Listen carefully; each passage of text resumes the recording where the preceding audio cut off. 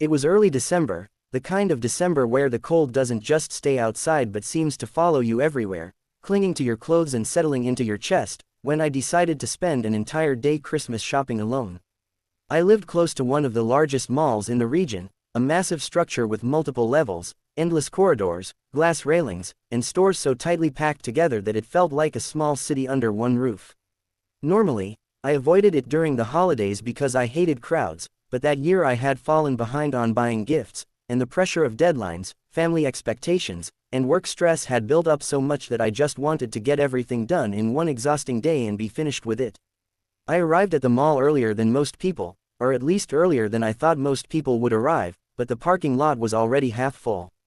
Cars idled impatiently as drivers waited for spots, exhaust drifting into the cold air, horns honking occasionally when someone tried to cut ahead. I parked farther away than I wanted to and sat in my car for a moment, scrolling through my phone, mentally preparing myself for the chaos inside.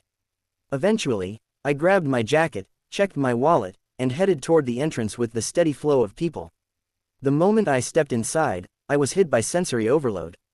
Christmas music blasted from speakers mounted high in the ceilings, decorations hung everywhere, giant ornaments, fake snow, strings of lights draped across railings, and the polished floors reflected everything, making the lights feel harsher and brighter. The noise was constant.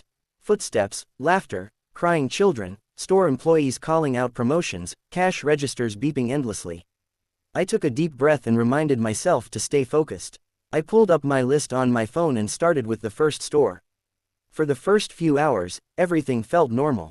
I moved through the mall at a steady pace, stopping in clothing stores, electronics shops, small gift boutiques. Sometimes I waited in long lines, sometimes I left stores empty-handed. I occasionally checked the time, surprised at how quickly it was passing. By early afternoon, my arms were already aching from the weight of shopping bags, and my shoulders felt tight. I stopped for a drink, sat for a few minutes, then kept going. I told myself I was just tired, nothing more. It was sometime after that, after I had already been shopping for hours, that I noticed the feeling. At first, it was vague, barely noticeable, like an itch at the back of my mind. The feeling that someone nearby was paying too much attention to me. I brushed it off immediately. In a place like this, surrounded by thousands of people, it was easy to feel watched. I continued browsing, moving through a clothing store on the second level, pretending to focus on racks of jackets while my mind wandered. But the feeling didn't go away. It grew stronger, heavier, like pressure slowly building. I shifted my position, pretending to look at something else, quietly checking reflections in mirrors instead of turning around directly. I didn't see anything obvious. No one stood out. Still, my instincts were starting to warn me that something wasn't right. Then my phone vibrated. I assumed it was a notification, maybe a message from a friend or a random app alert, so I pulled it out without much thought. The screen showed a text from an unknown number. "You've been walking a lot today." I stared at the message longer than I should have. My first reaction was confusion. Maybe it was sent to the wrong person. Maybe it was spam, but the wording felt personal, specific. I hadn't told anyone I was shopping. I hadn't posted anything online. I locked my phone and slipped it back into my pocket, trying to ignore the sudden tightness in my chest. A few minutes later, my phone vibrated again. "You look tired." That was when my heart rate jumped. I stopped walking and stood still between two clothing racks, suddenly feeling exposed in a way I couldn't explain. I glanced down at myself, then slowly looked around the store. People were moving normally, laughing, shopping, completely unaware of what I was feeling. No one was staring at me openly.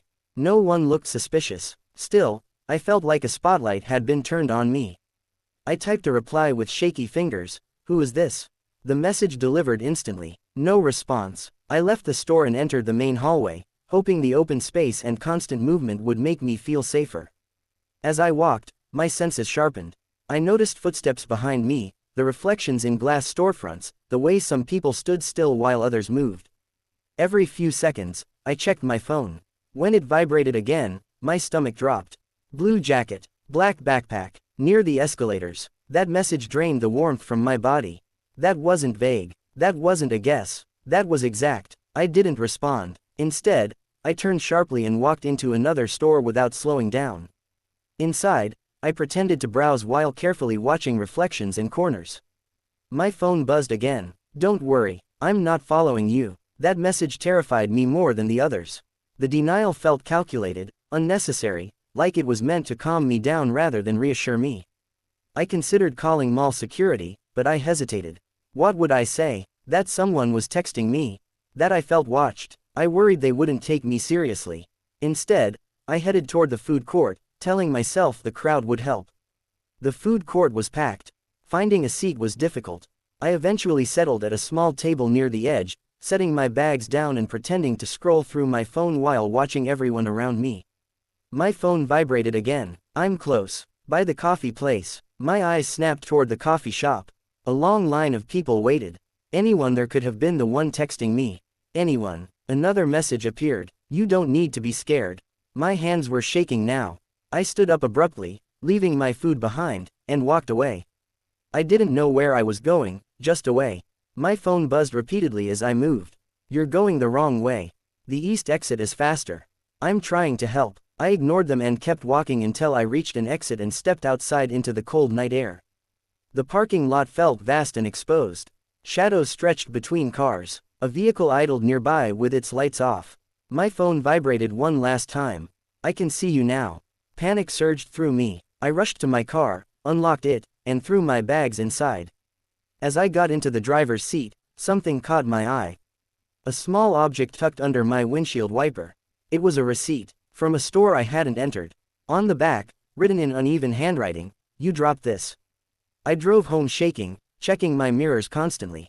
No one followed me. No more messages came. Weeks later, while unpacking one of the shopping bags I hadn't touched, my fingers hit something hard. I pulled it out. An Apple AirTag. I stood there in silence, realizing this hadn't been random. It hadn't been spontaneous. It had been planned. Nothing else ever happened. No break-ins. No messages. No explanations. But every December, when malls fill with people and my phone vibrates unexpectedly, I feel that same cold fear, the same certainty that someone, somewhere, remembers me, and is waiting.